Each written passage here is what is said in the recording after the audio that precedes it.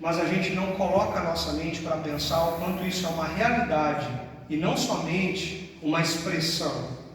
Não é algo superficial, mas é algo profundo. E nós precisamos parar para refletir como cristãos, o que isso tem a ver com a minha vida? O que isso tem a ver comigo? Nós estamos diante de uma realidade espiritual. Muitos pensam e tentam encontrar respostas que só Jesus Cristo é capaz de oferecer. E estão buscando isso em todos os lugares. Seja no seu próprio prazer, na satisfação das suas vontades, dos seus desejos, seja na construção da sua vida, a sua força, o seu molde da sua vontade, seja num diploma pendurado na parede, um dinheiro reservado no banco, seja a felicidade volátil que a gente vive no dia a dia. Nós estamos tentando buscar essas respostas como sociedade, como humanidade, mas existem perguntas que só Cristo é capaz de responder. Existem coisas que só Jesus é capaz de trazer significado, propósito e nos levar para onde nós deveríamos ir. Esse versículo é um versículo que nos mostra um pouco disso. Para a gente entender melhor o versículo 12, a gente precisa voltar e lembrar o contexto no qual Jesus disse isso. E não é difícil de lembrar. Jesus está onde?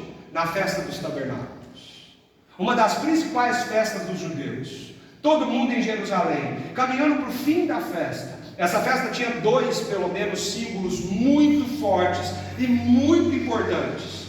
Isso a gente precisa gravar na nossa memória. A festa do tabernáculos apontava para a água, porque quando ali na cerimônia era tirada a água do tanque de Siloé e derramada no templo, o povo lembrava do sustento e da provisão de Deus enquanto eles estavam no deserto, e agradeciam por isso, como nós acabamos de fazer aqui. Senhor, obrigado, porque o Senhor é aquele que traz provisão e sustento na nossa vida. Mas a festa do tabernáculo também tinha um símbolo muito forte, a luz. O templo era iluminado, o pátio do templo estava cheio de tochas e candelabros, a cidade de Jerusalém estava toda iluminada. Pensa que bonito isso. E por que essa luz? Porque da mesma forma que o sustento era lembrado e agradecido, o povo olhava para aquela coluna de fogo que caminhou com a história do povo de Israel no deserto e lembrava que Deus, o Deus criador de todas as coisas, ele desceu até o povo no deserto e caminhou com eles, e andou com eles, e habitou com eles, estava com eles como uma tocha guiando o seu caminho, mostrando: é para cá que vocês vão. Quando essa coluna andar, vocês andam. Quando vocês estiverem no escuro, é esse fogo que iluminará o caminho de vocês. E ali naquela festa eles agradeciam, como a presença do Senhor deu direção, propósito, sentido, significado. Está vendo para onde que essa festa aponta? No meio da festa a gente vê uma mulher sendo jogada no meio da multidão, acusada de adultério, como nós conversamos na semana passada. Mas na verdade era um objeto onde os religiosos estavam manipulando aquela cena para pegar Jesus e acusar Jesus e matar Jesus, porque o contexto é a tensão crescente que estava acontecendo. Jesus estava sendo rejeitado, a tensão aumentava, a morte de Jesus era iminente, a religião negou a luz de Cristo e agora caminhava para esse lugar.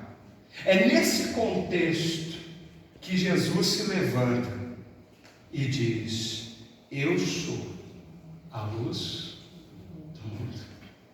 É nesse contexto que Jesus se levanta e diz: essa luz que vocês passaram 7 dias agradecendo a Deus por ela, o guia, o protetor, aquele que deu sentido, significado e propósito, eu sou isso na vida de vocês. Eu sou essa luz. Como um versículo tão pequeno é capaz de nos ensinar tanto para a nossa vida aqui e agora. Olha só como a gente pode aprender sobre o que esse versículo nos ensina e nos fala. Para a gente entender o que significa essa luz, vamos dar um passo atrás e entender o que significa viver no escuro. Porque é assim que o versículo diz: Eu sou a luz do mundo, quem me segue não andará ou nas trevas. O que é andar nas trevas? Nós precisamos entender isso. Nós precisamos compreender o que tipo de escuro é esse que Jesus estava enfrentando ou estava vivendo ali, quando ele disse isso, porque ele disse isso para combater uma realidade que estava ao seu redor. E João, o apóstolo, ele escreve sobre isso desde o primeiro capítulo do Evangelho.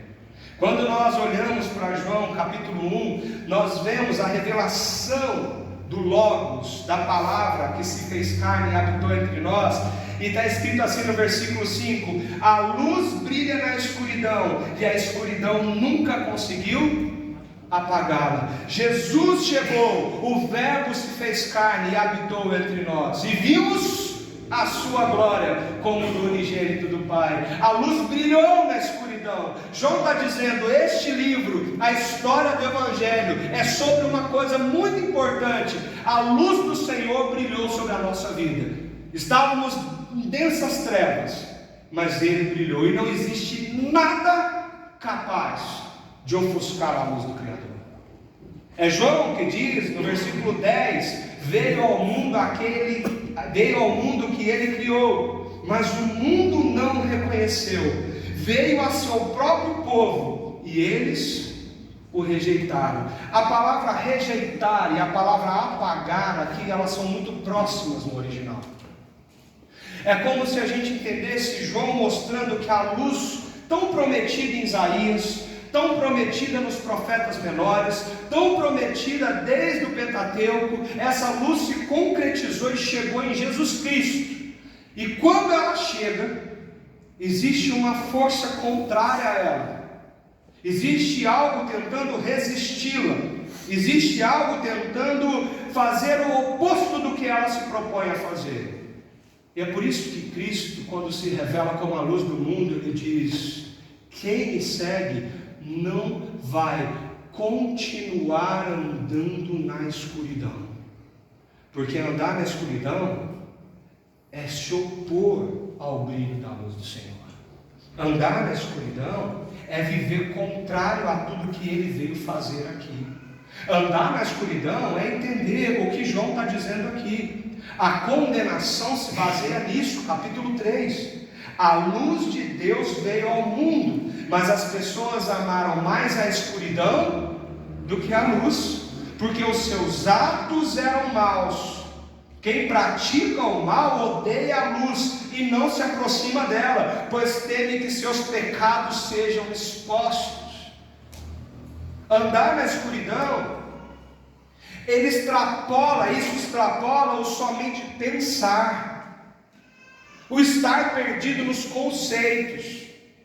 Andar é um verbo que aponta para a atitude, para a vida. Andar na escuridão quer dizer que você age, fala, decide, escolhe, faz de uma forma a desconsiderar a grandeza da revelação da única luz existente capaz de guiar o teu coração nesse mundo.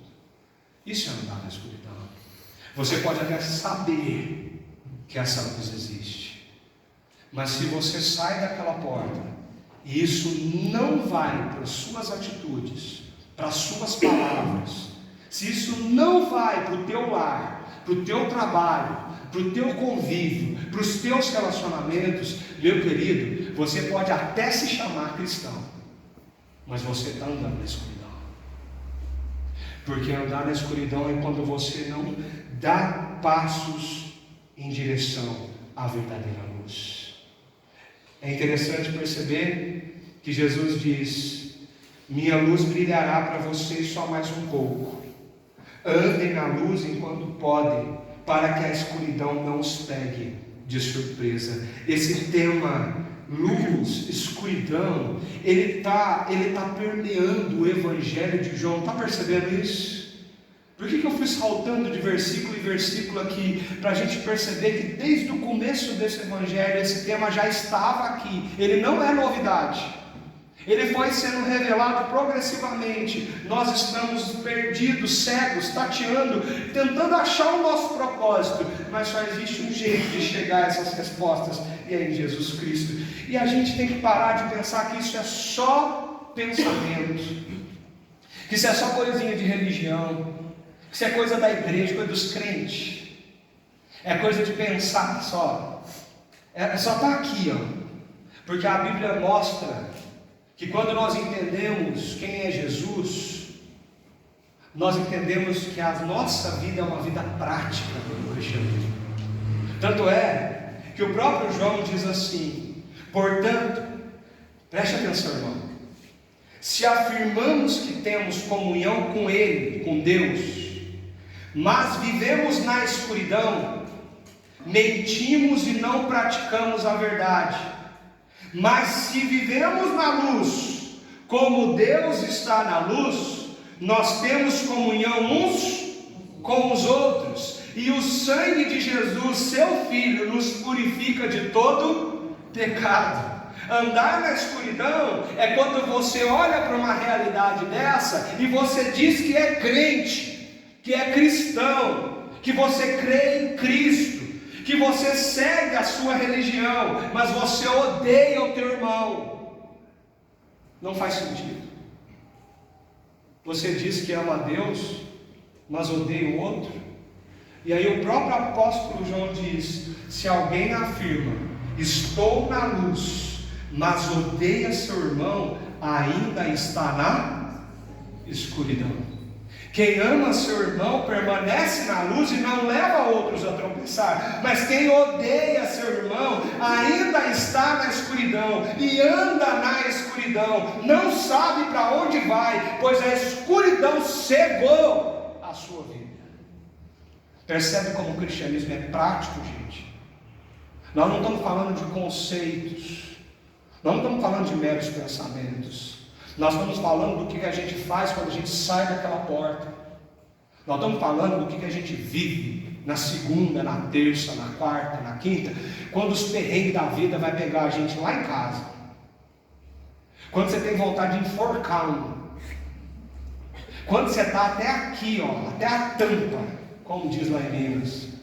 Quando você está aguentando mais. Aí o que você faz? O que você fala?